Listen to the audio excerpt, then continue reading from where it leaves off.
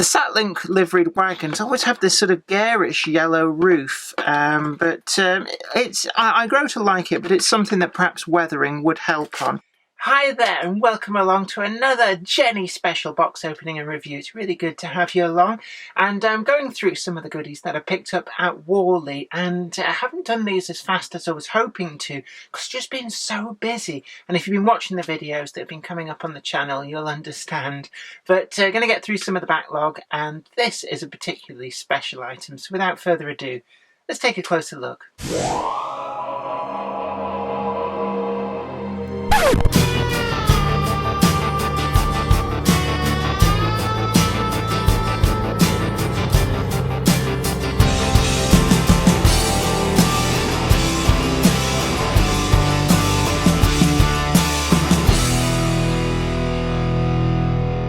Well, I picked this up when I was at Worley. I'll show you the end of the box there, 38-404Z. And this is the Southern Railway pillbox brake van, but in the Satlink red and yellow livery, produced exclusively for Model Rail magazine. And whilst Model Zone were well known for their RTC specials, and they'll be sadly missed because they really were a good high street outlet, Model Rail magazine sort of majored on Satlink liveries. It was their thing. They did the Gov in that livery. They did the Queen Mary brake van. I think they did a Mogo van, an OCA dropside wagon. There's actually quite a lot of different wagons that they did to make up a pretty good train. And this is, I think this is the most recent addition to that set. And whilst I was at Worley, they were selling all of their special editions. So it was a really good opportunity to pick up one or two things. And I am a bit of a sucker for the Satlink livery, it has to be said. There's just something really nice and really eye-catching about it, and it adds a bit of variety if you model in about the same period that I do.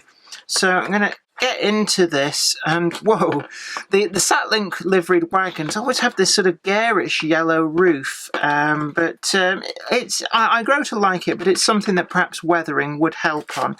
And just going to tuck that in there.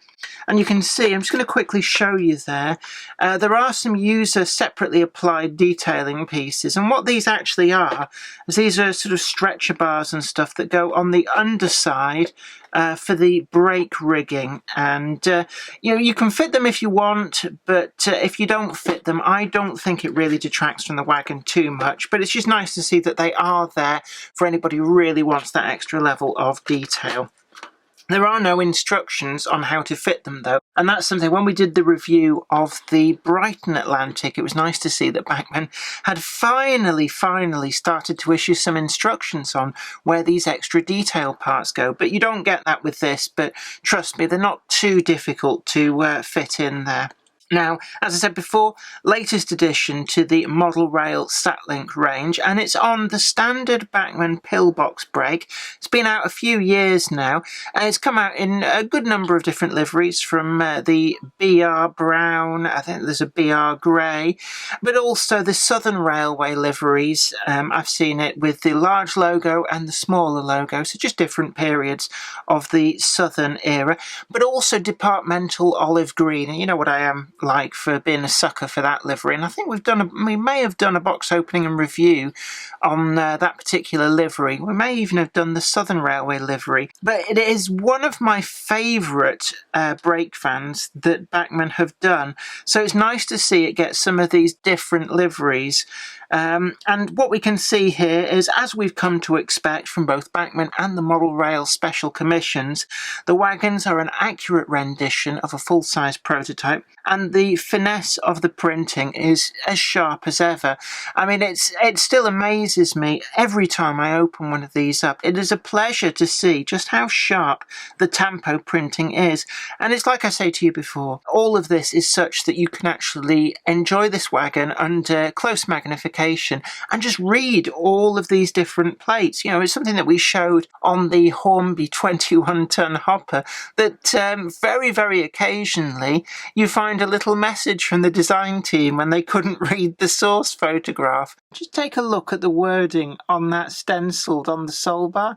It says, "This sign is far too small to read. Good luck." I don't think there's going to be anything like that on this, but certainly I think we're going to get some of the body and chassis overhaul dates on some of these plaques. But then we've also got its tops coding there, ZTR, the Z meaning it was in the engineer's wagon fleet, the T for the fact that it's, I think it was a personnel carrier, so these were primarily used, rather than being a brake van per se, it was such that the personnel that were being taken to and from the work site, it was somewhere that they could travel in. And the R just means that it's got both through vacuum pipe and through air pipe, which made these quite a versatile van for running right through into, I believe some of them may have lasted as far as the early 1990s in this departmental role. In terms of the rest of the wagon, there's nothing really new here to show you that hasn't already been shown on some of the previous releases. Now, these base wagons came out from Bachmann just about the time when the massive price hikes happened. So I believe that the initial production runs of the base wagon in the Southern Railway Brown and I think the BR Brown were a fairly reasonable price, and then the second edition of them went up massively in price. So it was quite pleasing to see at Worley that Model Rail was selling these, I think it was about £16-17, but that's actually a really favourable price, it has to be said, so very much value for money. In terms of separately applied detail, there's a good reason why this is one of my favourite brake vans from Bachmann. You can see all of these white handrails are actually separately applied detail, and I'm feeling that. I think it's actually metal. I mean, where are you going to get this kind of quality? You couldn't even scratch build or kit build a wagon to this kind of level of detail. We're really in a really good period for ready-to-run modelers. So all of these are separately applied details, and we've also got the brake piping there. And whilst these were through-piped, there would have been a valve inside. I've talked about this before. When I was at Oswestry, we were inside that brake van, and you could see the brake valve, and it just meant that it was possible to, when necessary, apply the train brakes from these vans, even though the van itself wasn't train brake, though it did have a handbrake in there. In terms of other detailing, well, we've got a sharp demarcation between the yellow and the red. That would have been very easy to mess up and have sort of overspray, but Bachmann have managed to get that a very sharp edge. And then we've also got the overhead warning flashes in there, and I'm just going to look around. There's nothing on either end, and yeah, either side of the wagon is exactly the same, even to the point where, if you notice there, the ducket is on the right hand side as you're viewing it, but if I turn it round, that ducket is also on the right hand side. So the duckets are kind of staggered, which was something that was a particular feature of these vans. I'm not sure, the back of my mind is telling me that Bachmann have brought out two versions of this brake van, but I couldn't swear to that. Something to do with the duckets. But certainly if you have the earlier Southern Railway liveried ones, it had sanding boxes on the ends, and this particular model is correct in that these sanding boxes were removed on some of the later lasting wagons for whatever reason. So it is correctly represented here with none of that on the veranda ends.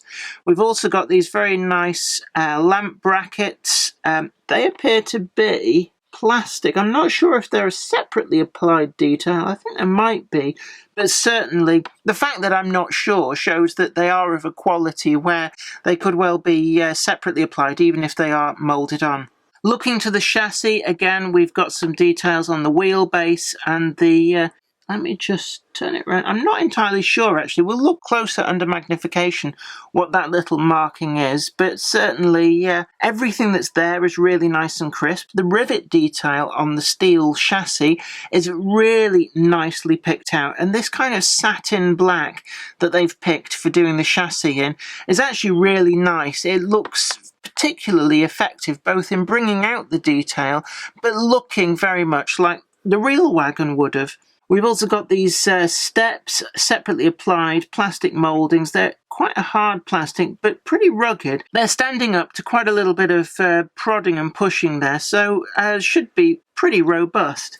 On the underside, we come factory fitted. There is some degree of brake detail already factory fitted, but as I said to before, in the box there's a separate packet for some of the additional stretcher bars, things like that, if you want to add those yourself. We've also got couplings come supplied, slimline tension locks in the NEM coupling pockets, and the actual mounting point for these is very, very carefully put behind the wheels. So if you don't want to run it with these big couplings, maybe want to go the 3-link coupling route, you don't have to butcher the underside of the wagon. They're pretty unobtrusive once you've removed the couplings. In terms of other detail here, there's an element of the underfloor chassis, but not overly so. And to be honest with you, it's like I said to you before, some of the detail on the chassis of these newer wagons coming through is really detail for the sake of detail, because when are you going to see it? But anything else on here? Well, we've got the correct rendition of the buffers. They have, I think these were these oleo buffers. I'm sure somebody will tell me in the comments, but certainly it's faithful to the design of the full-size ones. They're not sprung. They are a solid plastic. I think they're plastic. They might be metal, but I'm not sure. But certainly they look good enough to be metal, even if they are not. So overall, let's just see any other details. Separately applied roof torpedo vents. We've got a very fine stovepipe on the roof there. And we've got these rainwater strips there that just deflected rainwater away so that they didn't come down in a torrent where the ingress points into the wagon are. Overall, I'd say this is a beautifully finished example on what is a base wagon that has been one of the finest wagons for me that's come from Bachmann in the last few years. So I'm very, very pleased with this addition to my collection, and certainly if you get the opportunity to, these are well worth buying from Model Rail magazine, and certainly at the price they're currently retailing at, offer a very good value for money. Well, I hope you enjoyed that, and I hope that was informative for you too. Don't forget to like this video, share it too, and subscribe to the channel. You'll be the first to know about new videos as and when they go up. And also, don't forget, my new books are out as well. So there'll be a link down below. Go and check those out. And until next time, thanks again for watching. You take very good care of yourself. Bye for now. Today's video has been brought to you in part thanks to the generous donation of my fans on Patreon. And an extra special huge thanks go out to Anthony Kidson, Mark Anthony, Michael Churchwood, Mark McShane, Bob Threeton, Alec Ralph, and Anthony Hunt. If you'd like to help support the show, head on over to patreon.com/Jennifer Kirk. Thank you. Today's video has been brought to you by my books, Bringing Home the Stars, Twinkle Little Star, and also you can get the complete comic collections of All Over the House, Books 1, Books 2, and also the wacky zany Life of Knob T. Mouse. Thanks, and catch you later.